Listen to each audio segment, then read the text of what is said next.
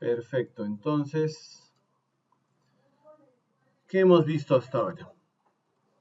Hemos visto la distribución Weibull, ¿no es cierto?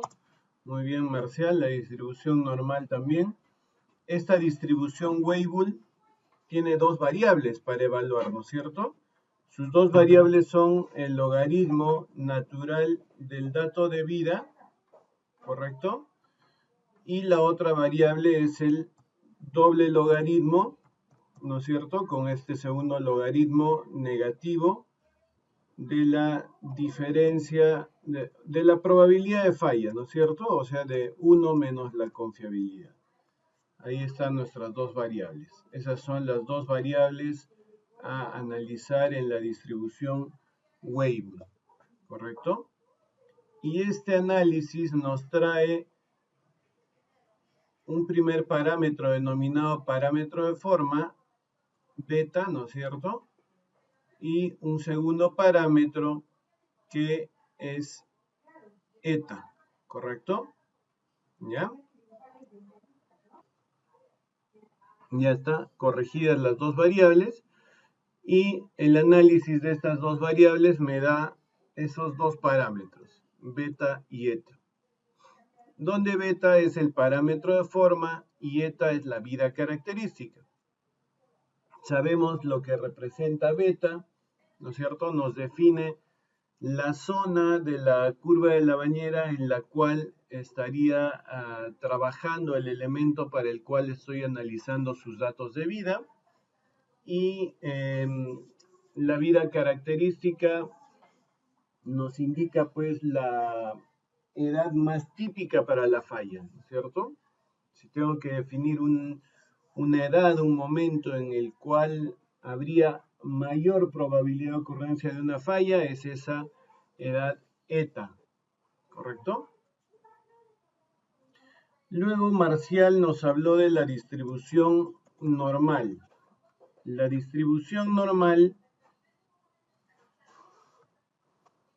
que tiene dentro de sus parámetros de evaluación a el dato de vida como tal respecto al factor estandarizador, ¿no es cierto?, de la distribución normal. Exacto. Entonces, ahí sabemos, ¿no es cierto?, que el análisis de esas variables me arroja dos parámetros. Un primer parámetro que es la media, ¿ya? Y un segundo parámetro que es la desviación estándar, ¿correcto? Con la media que básicamente representaría el tiempo promedio para la falla, ¿sí? Y con la desviación estándar que representa la desviación promedio de los datos respecto al promedio, ¿correcto? Tanto desviación hacia la izquierda como desviación hacia la derecha de ese promedio. Entonces, eso es lo que nos está definiendo, ¿no es cierto? ¿Ya? Y básicamente esta distribución normal, por su tipo de composición, trabaja solamente en la zona de envejecimiento de la curva de la bañera, ¿correcto? Muy bien, entonces eso podemos tener como... Muy bien, entonces vamos a compartir pizarra o perdón, escritorio y vamos a ver nuestro camino, ¿no? Hacia dónde nos lleva.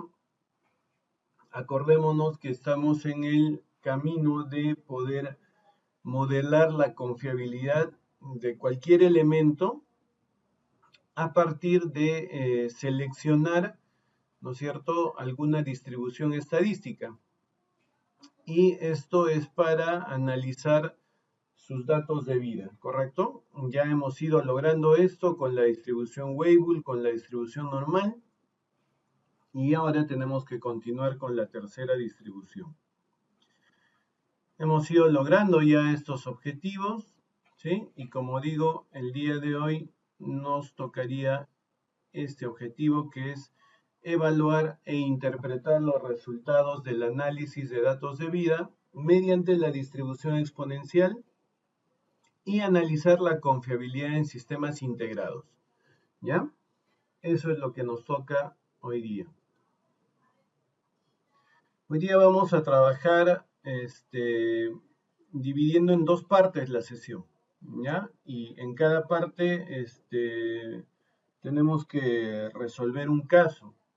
Y ese caso, bueno, ustedes van a tener que trabajarlo y después estaremos comprobando resultados.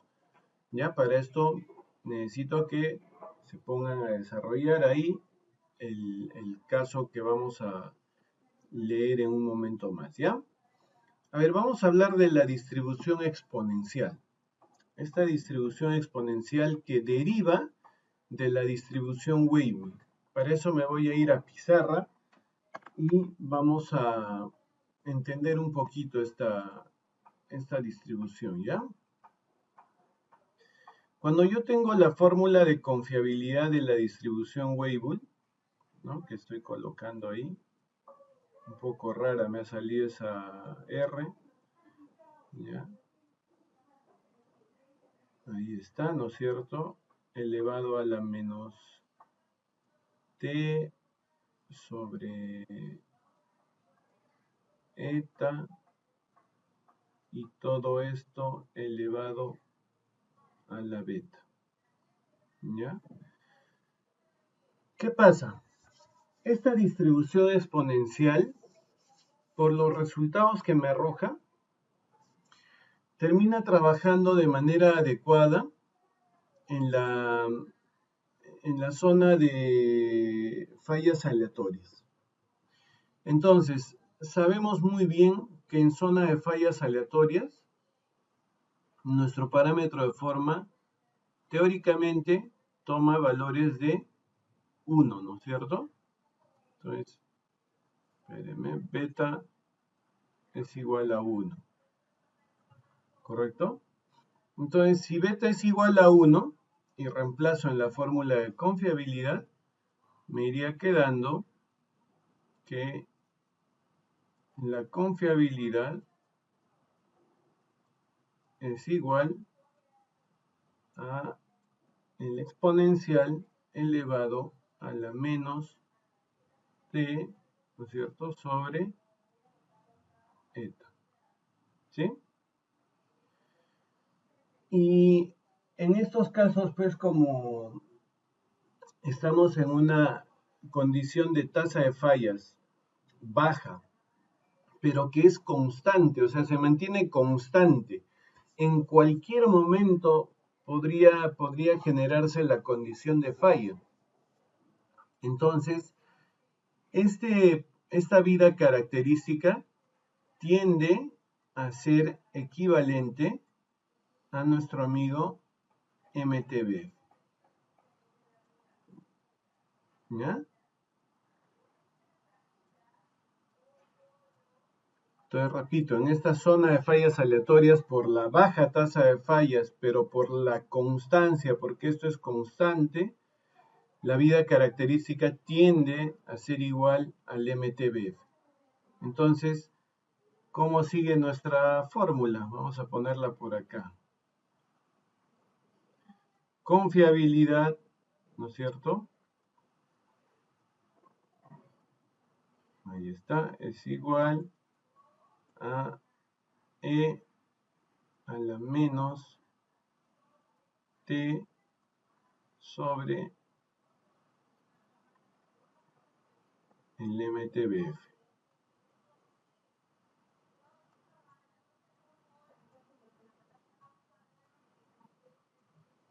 Ya está. T sobre el MTBF, ¿correcto? Ahora, encontramos en este tipo de distribución que aparece nuestra tasa de fallas, nuestra función tasa de fallas, ¿ya? y que, como tiene que ser un valor constante, está en función del MTBF. Esa tasa de fallas termina siendo 1 sobre el MTBF. ¿Cada cuánto tiempo ocurre la falla en promedio? ¿No es cierto? Y la inversa de esto, lo que me va a dar es la tasa de fallas, es decir, ese ratio de cantidad de fallas por unidad de tiempo, ¿correcto? Y va a ser constante porque se va a mantener en un solo valor. Entonces esto lo que me daría es que la fórmula de confiabilidad finalmente quede en esta que estoy terminando de escribir, ¿ya? Que sería, uy caray, eso voy a borrar, el exponencial elevado a la menos tasa de fallas, ¿no es cierto?, por el tiempo, ¿sí? Entonces miren, desde la distribución Weibull, cómo he llegado a esta nueva fórmula que justamente define la confiabilidad para la distribución exponencial, ¿ya? Pero nosotros sabemos que debemos, para poder analizar los datos de vida, debemos tener una función más amigable, ¿no es cierto?, que además sea evaluada después de un proceso de regresión lineal y que justamente me permita analizar la relación de dos variables. Entonces, esa fórmula como está, funciona perfecto cuando ya tengo el parámetro, en este caso, de la tasa de fallas. Pero si no lo tengo, no puedo hacer absolutamente nada, porque yo solamente tengo datos de vida. Entonces, lo que tendría que hacer en este caso es analizar, ¿no es cierto?, esa regresión. Y para ello voy a empezar a aplicar los logaritmos, ¿no es cierto?, tomando a la letra E como base del logaritmo natural. Entonces yo tendría lo siguiente: el logaritmo natural de la confiabilidad, ¿ya? Espérenme, voy a poder hacer, sí, voy a tener que hacer así manual. Quería hacer con texto, pero no, mejor voy a hacer así. Ya está. Logaritmo natural de la confiabilidad es igual al logaritmo natural de la exponencial elevado a la tasa de fallas por el tiempo. Ya está. Ya sabemos que cuando tengo un logaritmo de un número elevado a un exponente, este exponente se puede anteponer, ¿no es cierto? Y el anteponer todo este exponente representaría que ese logaritmo del exponencial sería 1.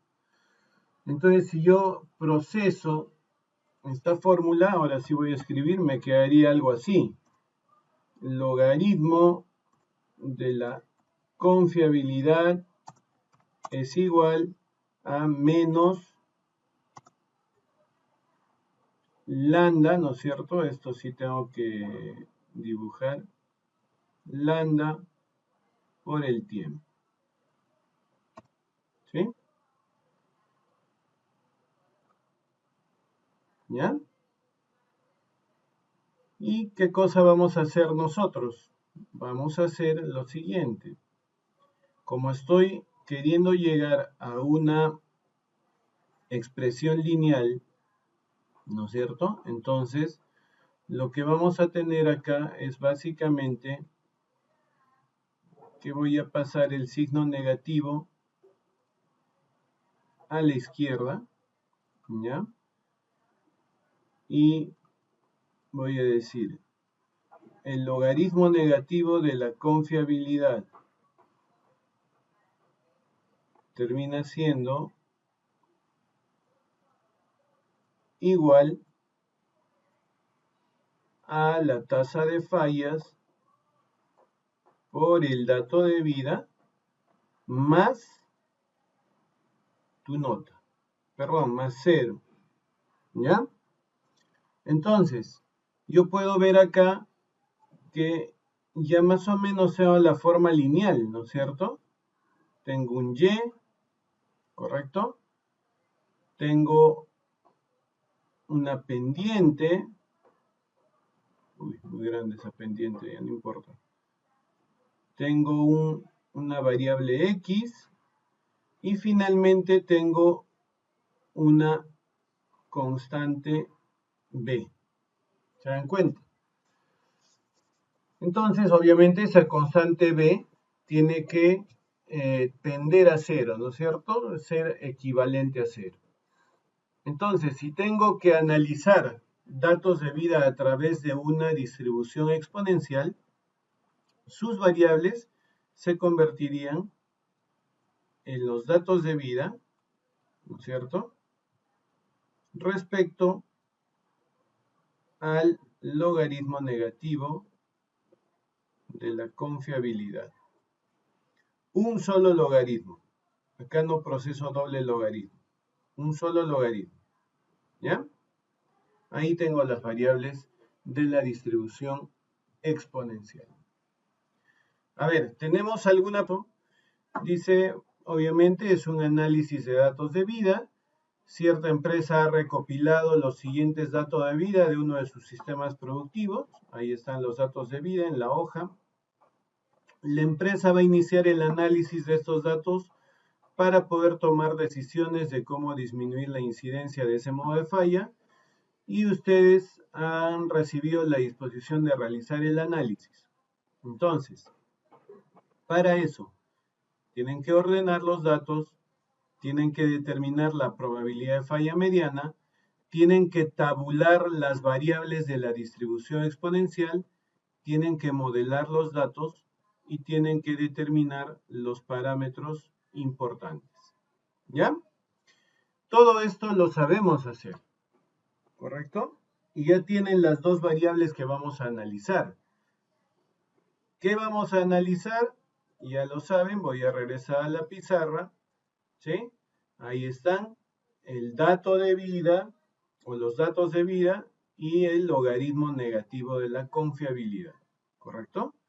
Entonces, vamos, manos a la obra, son las 8:44, tienen trabajo ahora individual, si quieren también grupal, depende de ustedes, ¿ya?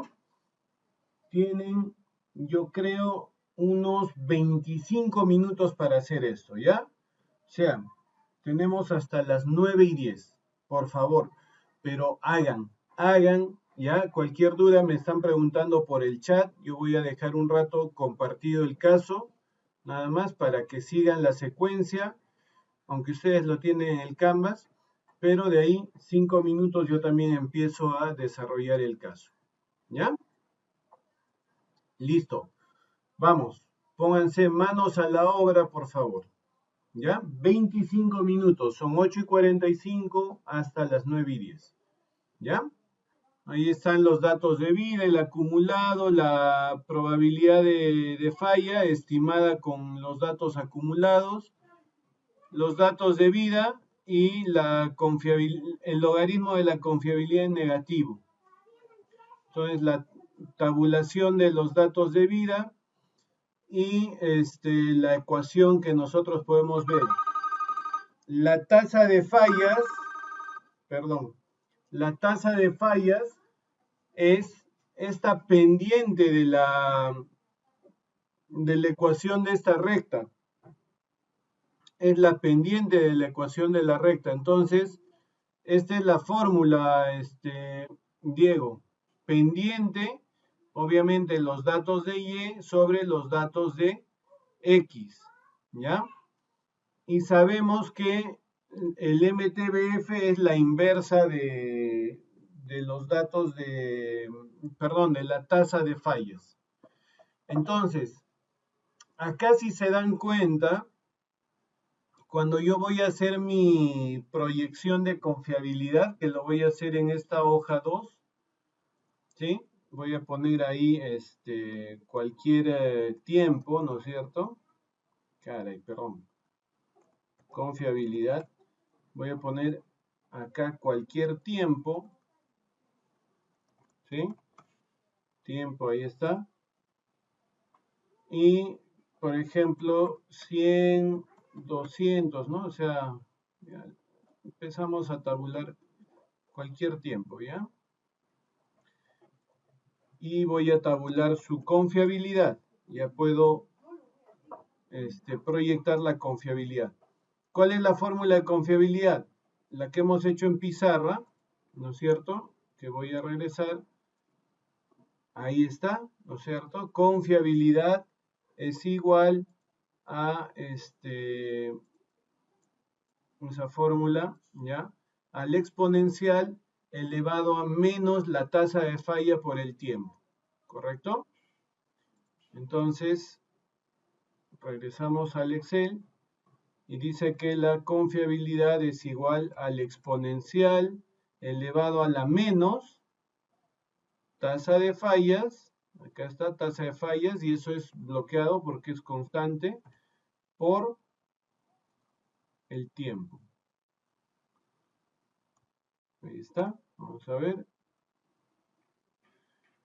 Y nos sale lo que obviamente ya nosotros conocemos, ¿sí? Que la confiabilidad es más alta a menor tiempo. Y a mayor tiempo obviamente va reduciendo la confiabilidad, ¿sí? Entonces, acá necesito tabular la función tasa de fallas. Ya no, pues porque yo ya tengo la tasa de fallas y sé que esa tasa de fallas es constante. O sea, para cualquiera de estos tiempos, la tasa de fallas es constante. Para cualquiera de estos, ¿ya? Es constante esa tasa de fallas. Entonces, lo que se hace básicamente acá es poder evaluar, ¿no? Bajo algún nivel de confiabilidad, cuál podría ser el tiempo adecuado para hacer alguna intervención. Ahora, en la zona de fallas aleatorias, lo que se recomienda es básicamente que se haga ¿cómo se denomina? El mantenimiento modificativo, ¿sí? O sea, porque justamente las causas que generan las fallas en en esta zona de fallas aleatorias son cosas pues externas en general, ¿no? O sea, por ejemplo, la influencia del operador sobre la máquina, la influencia de factores climatológicos, algún factor externo que pudiera ser, por ejemplo, un accidente, qué sé yo. Estos son los que generan esas fallas dentro de esta zona de fallas aleatorias. Entonces, acá mucho no se recomienda pues hacer preventivo, predictivo, ¿no? O sea, fuera de lo rutinario, ¿eh? Fuera de lo rutinario, ¿ya? Pero de todas maneras vamos a hacer ese análisis. Entonces, imagínense pues, y creo que acá en el caso, no sé si nos diga algo en el caso del nivel de confiabilidad, vamos a ver. Espérame Luis un ratito. Luego el análisis deberá dar conclusiones nada más. No me indica algún nivel de confiabilidad.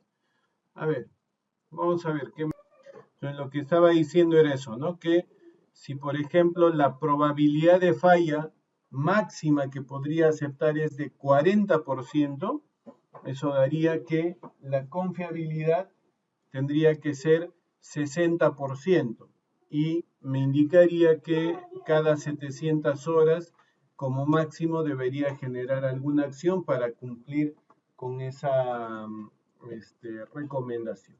¿Ya? Básicamente es eso. ¿Sí? Esta distribución, miren, así como la normal, solamente puede trabajar en una sola de las zonas de la curva de la bañera, ¿correcto? Mientras que Weibull trabaja en las tres zonas, vamos a poner acá, Weibull, ¿no es cierto? La distribución de Weibull me permite trabajar tanto en zona prematura como en zona aleatoria, como en zona de envejecimiento. Lo que pasa con la distribución normal es que netamente aplica en zona de envejecimiento, ¿ya?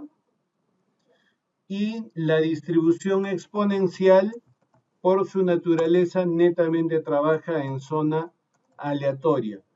Entonces, justamente ese análisis me va a permitir desarrollar bien una combinación de distribuciones. No simplemente es quedarnos con una sola distribución para mi análisis, sino analizar con todas las posibilidades y después definir cuál de estas está trabajando de mejor manera para el analizar estos datos de vida.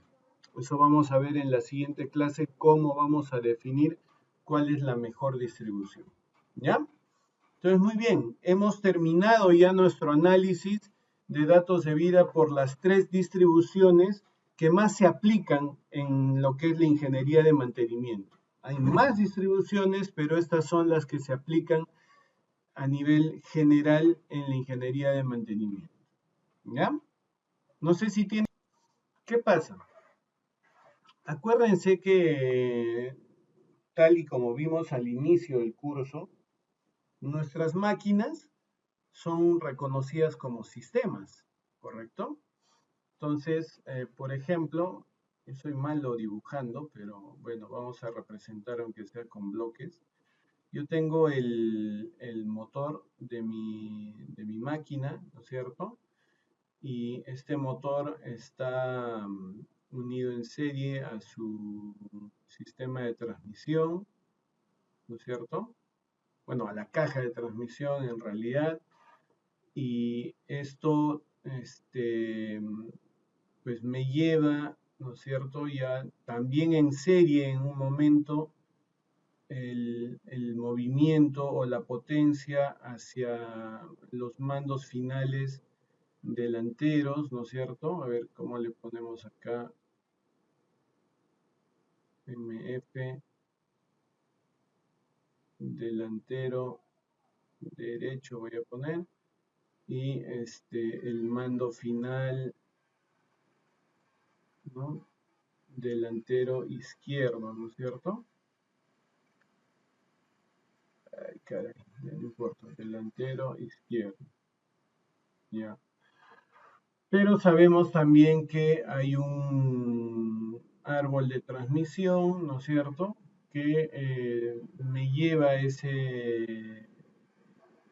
potencia, esa fuerza hacia el puente posterior, y este puente posterior pues a su vez se lleva esta fuerza hacia los mandos posteriores, ¿no es cierto?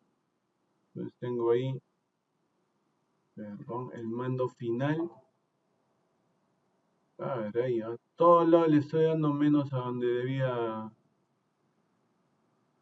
Ya, no importa el tamaño, ya. Entonces, ahí está, mando final, ya sería acá posterior derecho. Y el mando final igual posterior izquierdo, ¿no? ¿Ya? Solamente para representar el tren de potencia de un equipo, ¿correcto? General, ¿ya? No estoy especificando de uno en particular. Entonces, lo que yo voy viendo es que hay un trabajo a nivel de estos sistemas, hay un trabajo integrado, ¿sí? Para que la máquina pueda cumplir su función, hay un trabajo integrado de estos sistemas. Entonces, ustedes sabrán que cada uno de los sistemas, de los elementos, tiene su propio nivel de confiabilidad. Entonces, lo que ustedes podrán ver es lo siguiente, que si por ejemplo, falla el motor, ¿sí? ¿Qué pasa con el resto de los sistemas? Pueden estar trabajando tranquilos, pero como ya falló el motor, entonces todo el conjunto falla, ¿ya? Entonces, esto es algo típico en los sistemas en serie. ¿Por qué en serie? Porque hay una cadena, ¿no es cierto?, de cumplimiento de función. El motor genera potencia y esta potencia la toma la caja de transmisión y como todo lo demás que viene después de la caja de transmisión es parte del gran sistema de transmisión, entonces de lo que se encarga es de llevar esa potencia hacia los elementos motrices finales, que son las ruedas, ¿no es cierto?, que están en los mandos finales. Pero si yo no tengo generador de potencia, ¿qué potencia voy a transportar? Pues voy a transmitir ninguna. Entonces, se dan cuenta que hay un problema cuando tenemos sistemas en serie, que cuando el sistema es en serie, si falla un elemento, me falla todo el denominado sistema integrado. ¿Sí? Al contrario, ya también si nos ponemos a pensar respecto al mando final, por ejemplo, ¿no? O sea, tengo algún pequeño problema que pues me deshabilita este mando final, ¿no es cierto? ¿Ya?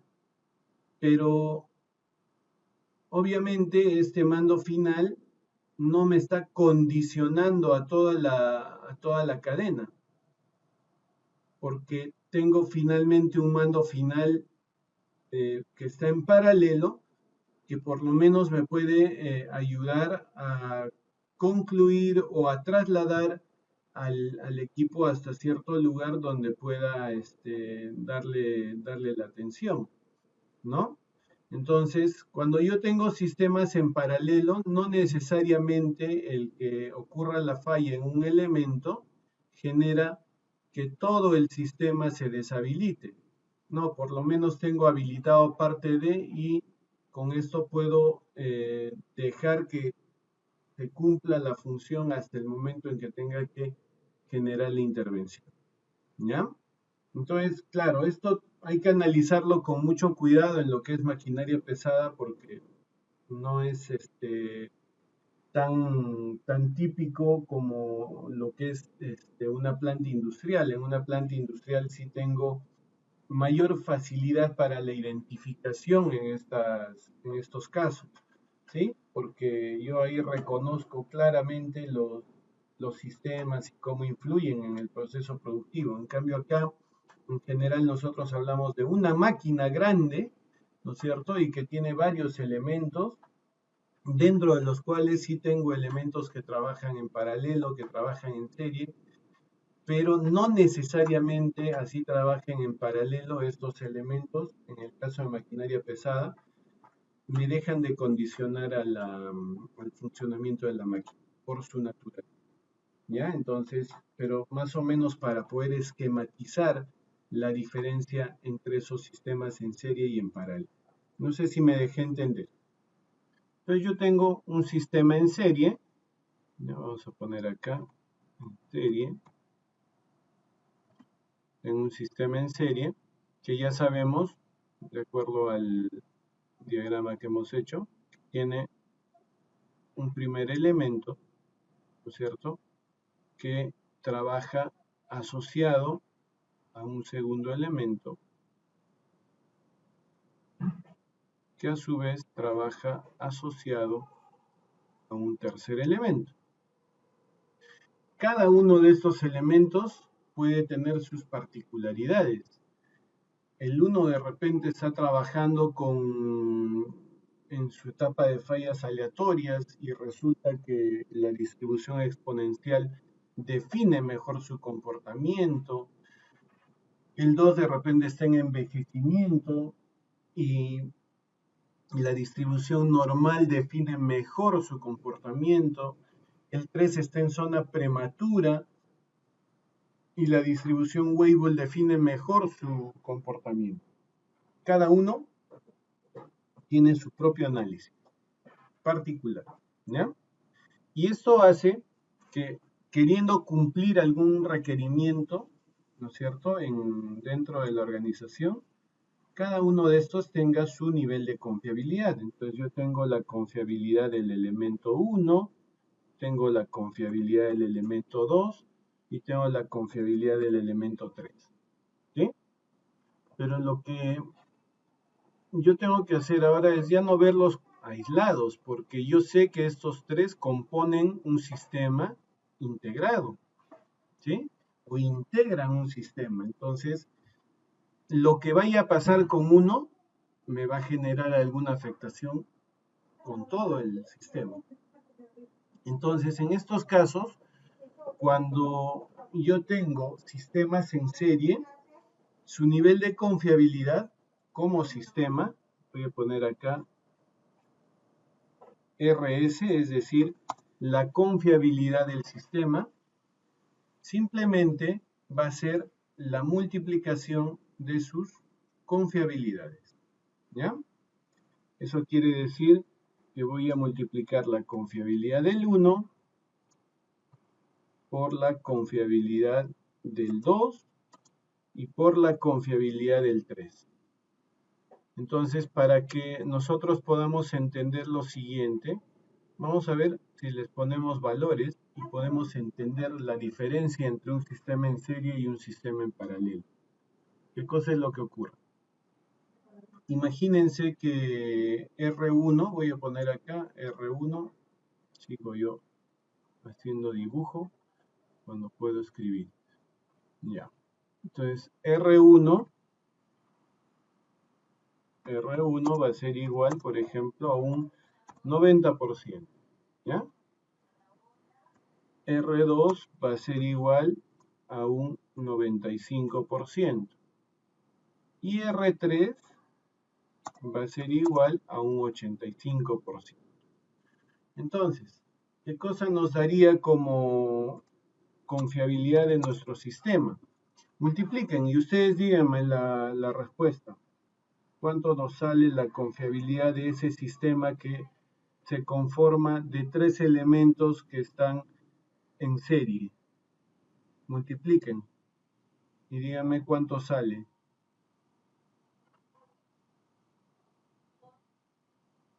Vamos, rápido. Multiplicación. Primero de primaria. Está condicionando la confiabilidad de ese elemento 2, que él solo tiene un valor de confiabilidad bastante aceptable, pero cuando se integra ese sistema, su confiabilidad a nivel general, ¿no es cierto? Miren hasta qué valor baja. Y eso es algo que sucede con los sistemas en serie. ¿Y por qué ocurrirá esto? Obviamente porque si pasa algo con el elemento 3, todo el sistema paraliza. ¿Sí? O sea, el hecho de que uno de los elementos falle hace que todo el sistema pare. ¿Correcto? Entonces, eso es algo que tenemos que entender de los sistemas en serie. Son menos confiables. ¿Ya? Vamos a ver ahora qué pasa con un sistema en paralelo. Bajo esta misma información, solamente que va a cambiar la configuración. Entonces, sistema en paralelo. ¿Ya? Ya también mi sistema en paralelo va a estar compuesto, voy a poner así, por mi sistema 1, por mi equipo 1, ¿correcto? Con mi elemento 1, con mi elemento 2 por acá, ¿ya? Y con mi elemento 3 por ahí. Bajo los mismos indicadores de confiabilidad unitarios. Entonces, ¿qué pasa? Todo puede venir por acá, o puede venir por acá, o puede venir por acá. ¿Sí? No es que tenga que seguir una línea, primero por el 1, después por el 2, después por el 3, no. puede pasar por cualquiera, ¿correcto? Ahí está, ¿ya? Ese es el sistema en paralelo. Entonces, en este caso de sistemas en paralelo, si se dan cuenta ustedes, claro, la probabilidad de falla me genera impacto, sí, porque yo podría estar haciendo que los tres trabajen a la par y generar volumen, ¿no es cierto?, de producción. Y cuando uno de ellos para, lo que hace es que aparentemente me reduce el volumen de producción, ¿no es cierto? Entonces, la confiabilidad en este caso de los sistemas en paralelo está en función de la probabilidad de falla, ¿ya? ¿Cómo así?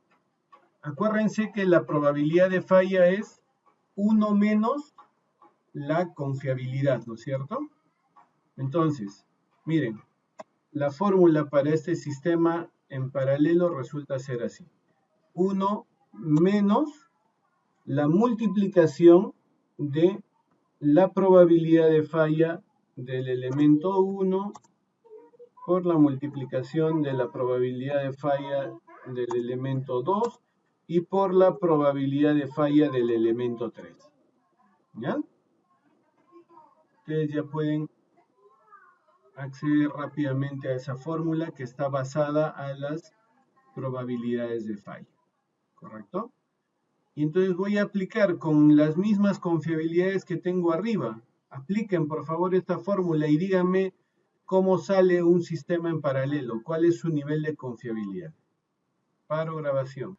Claro, seguramente ustedes están multiplicando solamente las probabilidades de falla, pero a esa multiplicación no le están, no están restando esa multiplicación del 1. Entonces, acuérdense que todo esto está en función de la probabilidad de falla. Y para yo tener una confiabilidad, es que le tengo que restar del 100% esa probabilidad de falla. Entonces, claro, es 100, no menos, exacto, 100 menos cada una de las confiabilidades. Entonces, si yo tengo probabilidad de falla del elemento 1, sería 100 menos 90%, sería 10%. Y así tendría 10% por 5% por 15% me da cierto valor.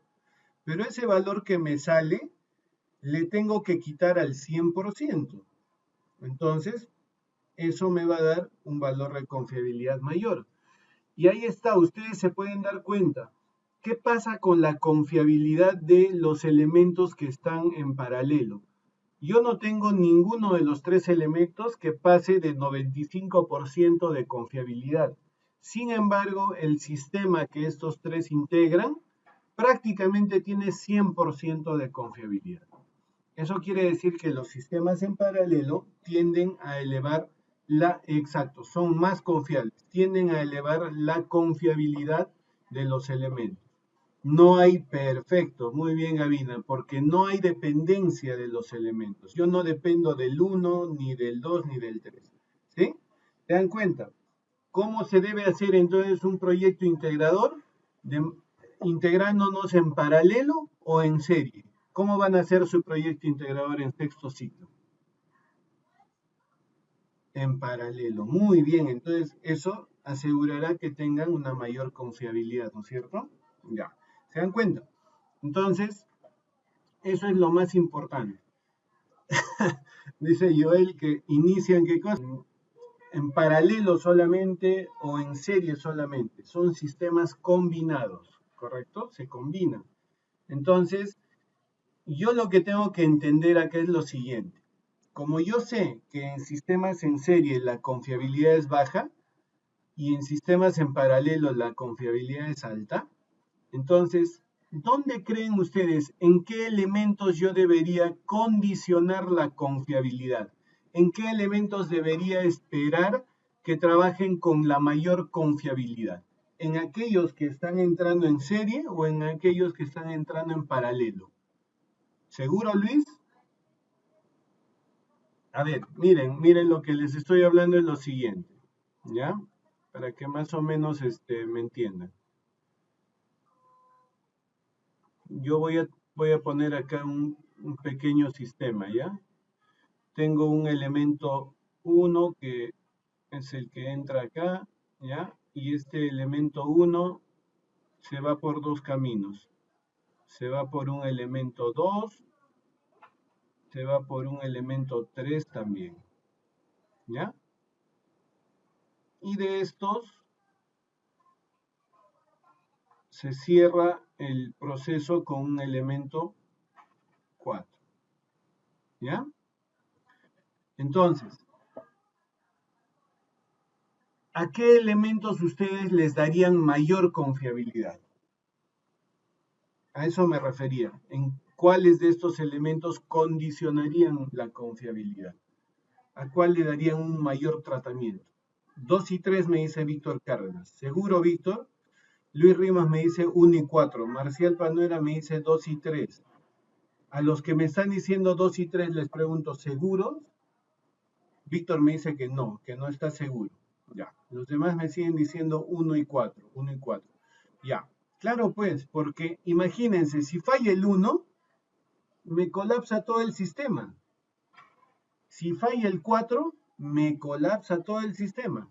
Si falla el 2, no me genera tanto inconveniente, porque sigue trabajando el sistema. Si falla el 3, lo mismo, sigue trabajando el sistema. Entonces, ¿a quién le tengo que dar la mayor confiabilidad? Al 1 y al 4, que son los que me condicionarían la confiabilidad o el buen funcionamiento del sistema. ¿Ya? Porque yo no perdería el tiempo si lo que voy a hacer es querer condicionar al 2 y 3. Gastaría plata. Y lo que me va a pasar es que no voy a lograr los resultados esperados. Por eso tengo que entender cómo es la configuración de un sistema para que yo pueda tener bien en claro a qué elementos le voy a condicionar una mayor confiabilidad y por ende voy a tener que invertir un poco más de dinero en su plan de mantenimiento. ¿Ya? Idea. Primero, lo que ha hecho Luis está muy bien, él ha proyectado y bueno, ha proyectado más allá de lo que se esperaba, perfecto, porque quería simular las variaciones de la tasa de fallas, esto está muy bien para corroborar en qué zona de la curva de la bañera se ubicaban, ¿ya? Pero algo muy importante acá es que yo pueda trabajar con la confiabilidad. Entonces, esos amarillos que yo he seleccionado, básicamente me hablan de niveles de acción que debería generar. Acuérdense, y miren, yo ya estoy procesando acá en esta fórmula, ¿sí? Acuérdense que la empresa me decía que estaba trabajando o quería trabajar con una probabilidad de falla menor o igual a 20%, lo cual representaría que trabaje con confiabilidades mayores o iguales a 80%. Entonces, es importante entender un poquito cómo funciona el sistema, ¿no? Entonces, lo que les dije hace rato, tengo que condicionar en aquellos elementos que están trabajando en serie el mayor valor de confiabilidad. Y en los que están en paralelo puedo jugar un poquito con la confiabilidad. Entonces, lo que he hecho, incluso yo le he aumentado acá un tiempo previo de 50 horas a las 100 horas, para decir, por ejemplo, que en el equipo 1 y en el equipo 2, yo haría alguna acción de mantenimiento cada 50 horas. En el equipo 3 lo dejo para hacerlo cada 1900 horas, por ejemplo. Y en el equipo 4 lo dejo para hacerlo cada 500 horas. ¿Sí? Entonces, ¿qué hago acá? Lo que estoy mostrando es que, por ejemplo, la confiabilidad del equipo 1, espérenme un ratito, tengo que... Ya, entonces, ahí les estoy mostrando las confiabilidades, ¿no? Para el equipo 1, 90.57% si es que se hace su acción cada 50 horas. El equipo 2, 95.93%. ¿Ya? Ahora, acá ustedes ya pueden ver que estoy trabajando ya con la combinación de los equipos 3 y 4. Porque, ¿qué hago? Este sistema que ustedes ven acá, tengo que convertirlo todo en serie. Entonces, acá va a aparecer un sistema imaginario, 3-4 se va a llamar, que es la combinación de estos equipos 3 y 4, ¿correcto? Y que esto está en serie a todos los demás equipos. Entonces, ahí tengo que procesar con su nivel de confiabilidad. Entonces, acá ustedes pueden ver, ¿no? Para el equipo 3, como les había dicho, estoy trabajando con 80.46, o sea, haciendo mantenimiento cada 1900 horas. Y con el equipo 4 cada 500 horas a 77.33%. Si proceso aplicando la fórmula de confiabilidad, miren, 1 menos la probabilidad de falla del 3 por la probabilidad de falla del 4 me da el nivel de confiabilidad. Entonces tendría el 95.57 ya ese equipo imaginario que forman los equipos 3 y 4 y que esté en serie los demás. Y en el equipo 5 he condicionado que su mantenimiento se deba hacer cada 2300 horas, buscando una confiabilidad de 96.66%. Y es lo que he puesto acá.